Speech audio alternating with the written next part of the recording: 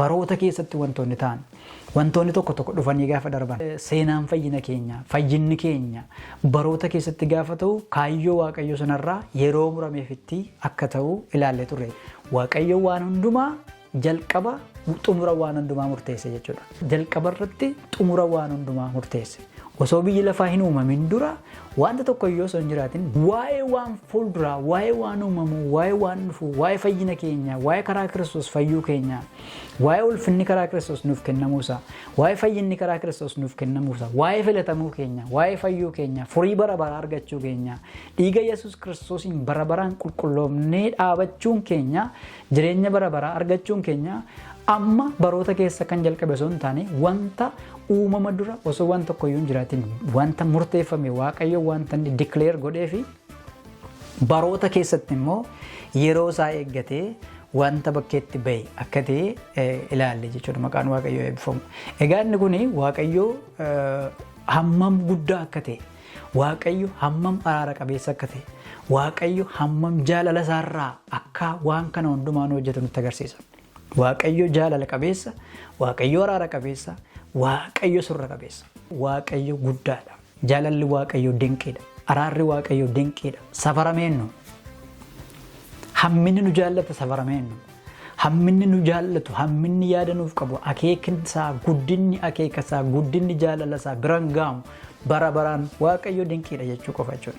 Kaayyoo isaa keessatti waa'ee fayyina keenyaas karaa Kiristoos fayyina bara baraa argachuus ayyaana Waaqayyootiin fayyuunis wanti hundumtuu fayyinni karaa Kiristoos ta'uunis wanti hundumtuu karaa ilma Waaqayyoo karaa Yesuus Kiristoos akka ta'u ulfinni hundumtuu fuula Waaqayyoo dura dhaabbachuun maqicha qofaan fayyuun akka danda'amu seenaa kaleessa jalqabame osoo hin taane seenaa kaayyoo Waaqayyoo isa bara bara dura hojjetame yeroon isaa gaafa ga'e immoo bakkeetti baafame jechuudha. Ayyaanni nu har'atti hin fayyaa jirru, amantii nu har'atti hin fayyaa jirru, mootummaa jireenya bara baraa nu har'a argachaa jirru, har'a kan dhufee bakkeetti ba'e osoo hin taane isa kaleessaa, isa bara durii jalqabee dura ture, isa ituu biyyi lafaa hin uumamin dura murtaa'e yeroo murtaa'etti gaafa ga'u karaa Kiristoos bakkeetti ba'e isaan fayyina argachaa jira jechuudha. Maqaan Waaqayyoo eebbifamu. Waaqayyo waan uumama dura kaayyoo isaa isa bara baraa. Karoora isaa isa bara baraa keessatti wanta kaa'e, wanta walitti qabe, uumamni tuun uumamin waa'ee uumamaa isa murteessetu ilaalla jechuudha. Murtii Waaqayyo murteesse, waan Waaqayyo uumama dura dabarse, kaayyoo isaa keessatti wantoota inni lafa kaa'e, blueprint sana keessatti wantoota Waaqayyo lafa kaa'e ilaala jechuudha. Murtiin kun yookaan murtoon Waaqayyo uumama dura murteesse kun maal fa'a? Tokkoffaa namni ayyaana Waaqayyootiin warri du'an ayyaana Waaqayyootiin cubbuutti warri kufan badiisa bara baraa keessa warra jiran firdii du'a bara baraa jala warri jiran ayyaana Waaqayyootiin amantiidhaan jireenya Kiristoosiin yookaan jireenya ilma Waaqayyootiin fuula isaa dura dhaabbachuu akka danda'an Waaqayyoo uumama dura murteesse.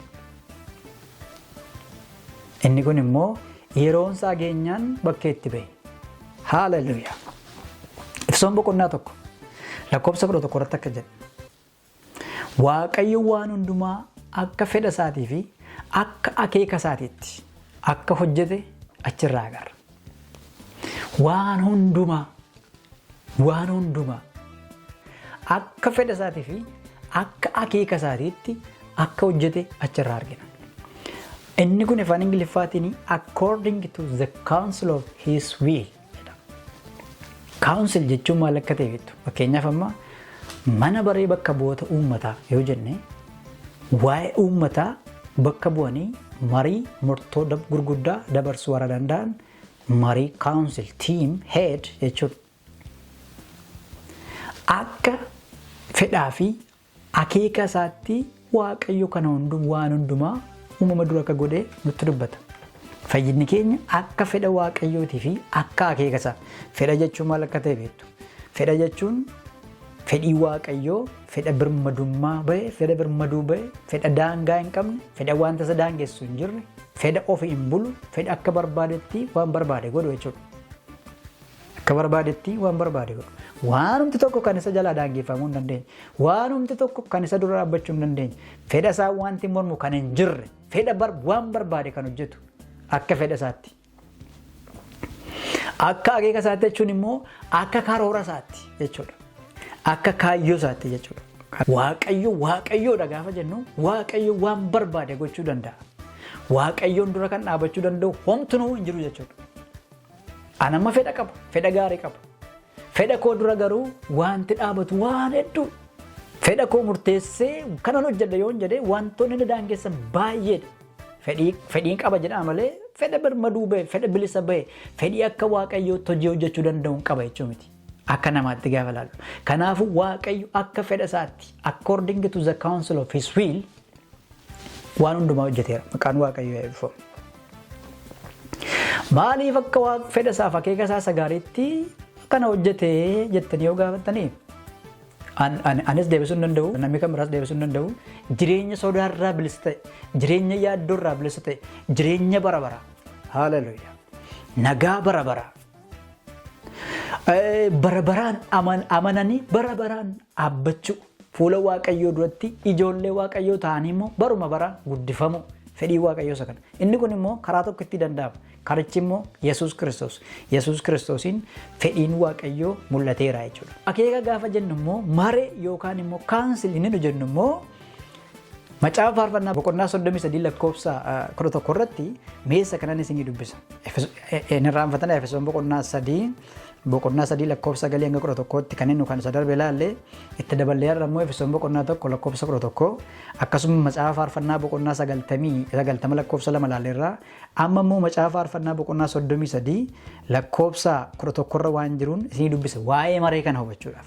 Mareen Waaqayyoo garuu bara baraan hin dhaabbata.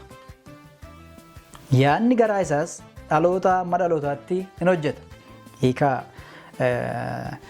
King James version irraa mareen Waaqayyoo garuu bara baraan hin dhaabbata.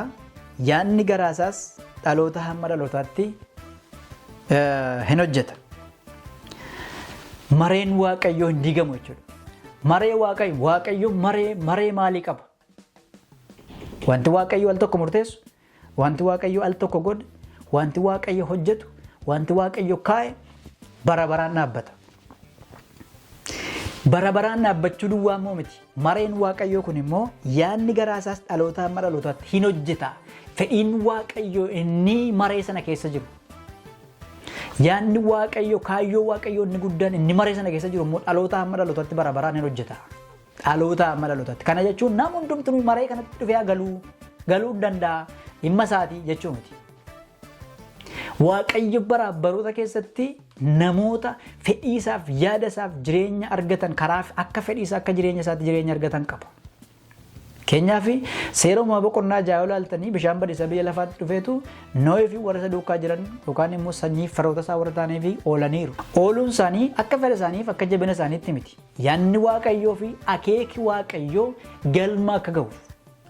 Yaadni Waaqayyoo fi kaayyoo Waaqayyoo inni guddaan inni namni karaa Kiristoos jireenya akka argatuuf kaa'ame maree isaa keessatti inni kaa'ame akka galma ga'uuf. Fakkeenyaaf wangeela lallabuun keenya fedhii Waaqayyooti. Hojii wangeelaa hojjechuun keenya fedhii Waaqayyooti. Namni wangeela yoo dhaga'e malee gara Kiristoosiin dhufuu hin danda'u. Namni wangeela yoo dhaga'e malee wangeelaan garaansaa yoo jijjiirame malee namni ofiisaa garaasaa jijjiirachuu hin danda'u. Namni ofiisa gara Kiristoos dhufuu hin danda'u. Namni yaadee mari'atee murteesse gara Kiristoos dhufuu hin danda'u. Yaada manaasaa wajjin mari'atee kottumee yaadni Kiristoosiin amannaa jedhee dhufuu hin danda'u. Yeroo hundumaa gara namaa kan naqu wangeela. Yeroo hundumaa gara yaada namaa kan naqu wangeela malee namatu gara wangeelaa dhaqa miti. Wangeela gara keenya dhufee yaada garaa keenya caccabseetu garaa keenya akka dhagaa sana caccabseetu garaa isa akka foonii jireenya keenya keessa kaa'e inni immoo Waaqayyoon dhaga'e jechuudha. Isqeel boqonnaa 36 lakkoofsa 36 dubbiftanii waa'ee kanaa sirriitti argattu. Waaqayyo yaada garaa namaa karaa dubbii isaan jijjiiru taanaan, yaada garaa namaa karaa dubbii isaan haaressu taanaan, karaa yaadni namaa garaan namaa akka dhagaa jabaatu waan ta'eef yaada isa akka dhagaa jabaatu garaa namaa isa akka dhagaa jabaatu kana nama keessaa fuudhee garaa isa akka foonii laafu namaaf hin kennu taanaan namni gara Kiristoos dhufuu hin danda'u. Inni kun immoo wangeela keessaan ta'a. Wangeelli karaa dubbiin Waaqayyoo karaa jireenyi ittiin daddarbu jireenyi karaa Kiristoos ittiin nama argatu jechuudha. Maqaan Waaqayyoo eebbifamu.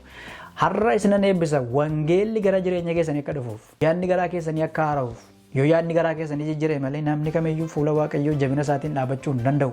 Murtoon Waaqayyo murteesse kun inni uumama dura kaa'e kun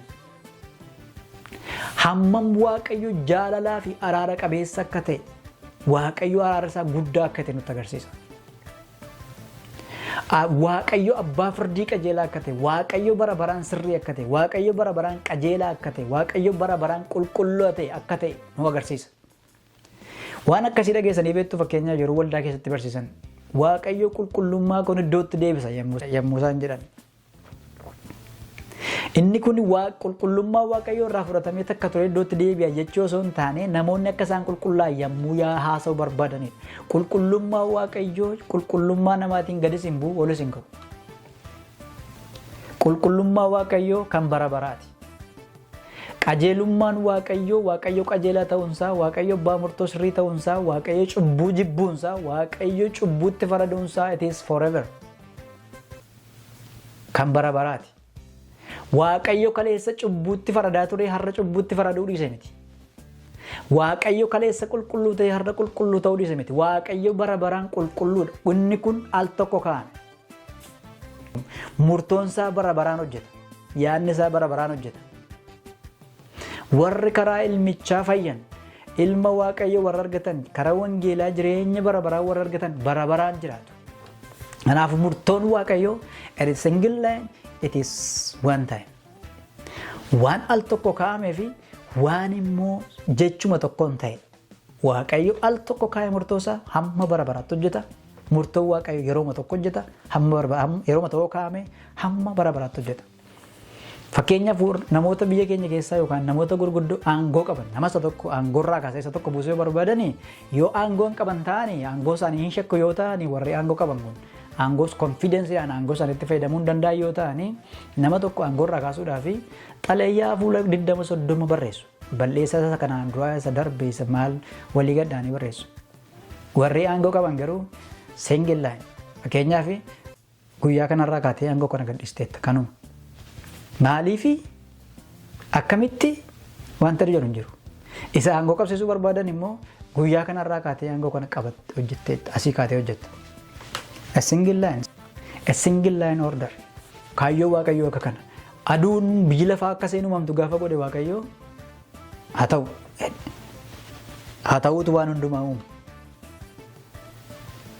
Haa ta'uutu gaarreen gurguddaa kana, lageen gurguddaa kana, garboota kana, urjii samiirraa kana, aduu kana, hewaa kana. Hallelujah. Haa ta'uutu waan hundumaa iddoo isaan dhokatanii jiranii achas baate. Chaaptarii garagaraa kitaaba barreesse waan baay'ee hojjetee miti. Kaayyoo Waaqayyoo dhiiga ilma isaa Yesuus Kiristoosiin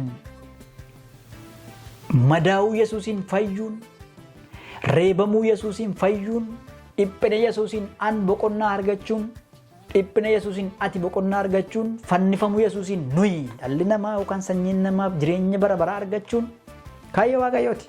Kaayyoo Waaqayyoo kanatti dhufanii galuunis kaayyoo Waaqayyooti.